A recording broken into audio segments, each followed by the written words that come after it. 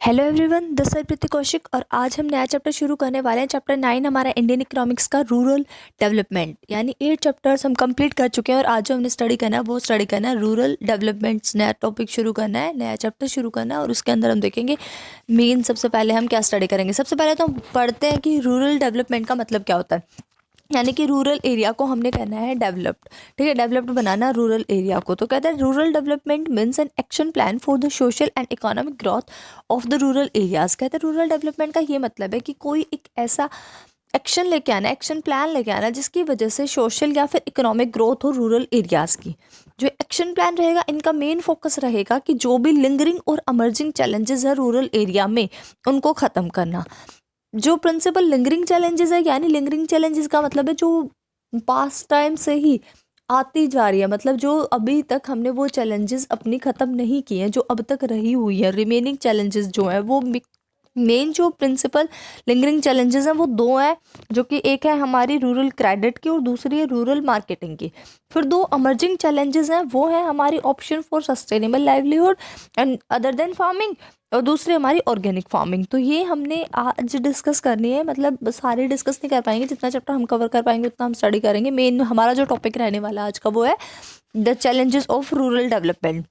पहले मैं ये बता दूं कि ये जो ज़रूरत है, मतलब पहले हमने बताया कि लिंगरिंग और अमर्जिंग दो टाइप की चैलेंजेस है जो कि रूरल डेवलपमेंट नहीं होने दे रही इंडिया के अंदर। रूरल डेवलपमेंट करने के लिए हमें है कि पहले हम इन चैलेंजेस को ख़त्म करें, यानी जो चुनौतियां आ रही हैं उन चुनौतियों को फेस करके हम कोशिश करें कि इनको हम ख़त्म करें, तभी हमारे रूरल एरियाज़ क्या होंगे, डेवलप्ड होंगे। तो कहते हैं ये ज़रूरत है कि जो ये चारों चैलेंजेस हैं, दो इसमें लिंगरिंग है, दो इसमें अमर्जिंग है, are core element of the action plan of rural development. ये रूरल डेवलपमेंट का मेन जो एलिमेंट था, मेन कोर एलिमेंट जो था एक्शन प्लान का, वो यही चारों थी। कहते थे action plan includes other element, और भी एलिमेंट्स इसके अंदर इंक्लूड थे, जैसे कि development of the means of transport, transport के मीन्स को डेवलप करना, इंक्लूडिंग अदर एलिमेंट नहीं हाँ linking rural areas to urban area, ताकि जो रूरल एरियाज है, गाँव का एरिया, वो अर्बन एरिया से यानी कि शहरों से मिल जाए।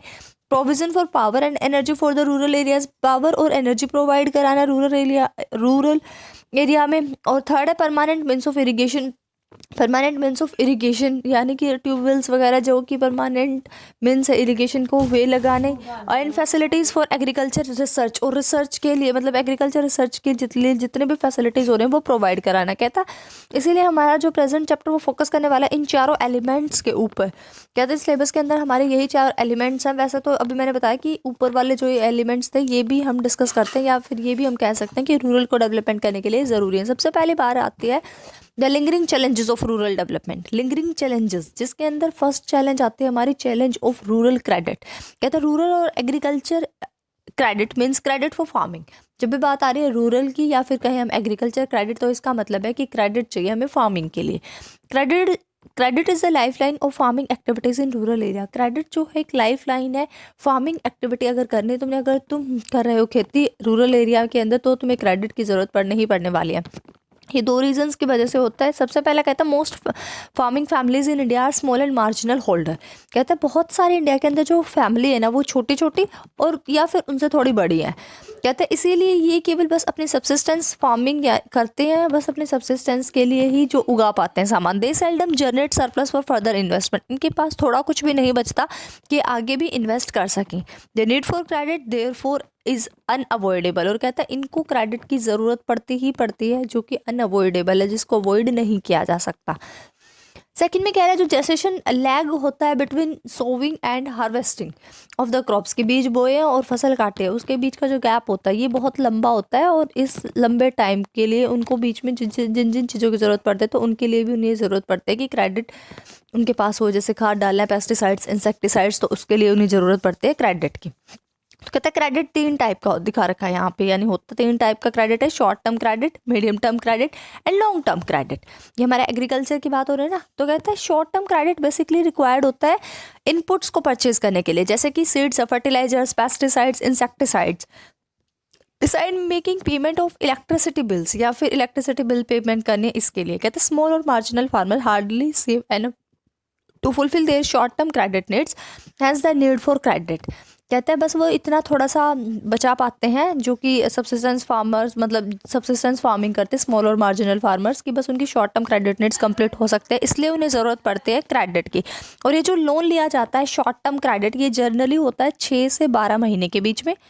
मीडियम टर्म जो क्रेडिट होता है ये होता है कि आपको मशीनरी परचेज करनी है, फेंसेस को कंस्ट्रक्ट करना है, या फिर कुएं खोदने, डिगिंग द वेल्स। ये लोन्स होता है बेसिकली 12 महीने से लेके 5 साल तक का मीडियम टर्म क्रेडिट।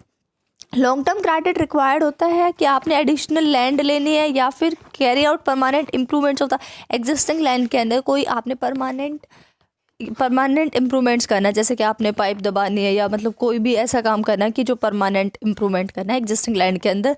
तो ये जो लोन मिलेगा आपको, ये मिलेगा 5 से लेके 20 साल के बीच में। तो ये 3 टाइप के हमारे short term credit, medium term credit and long term credits थे।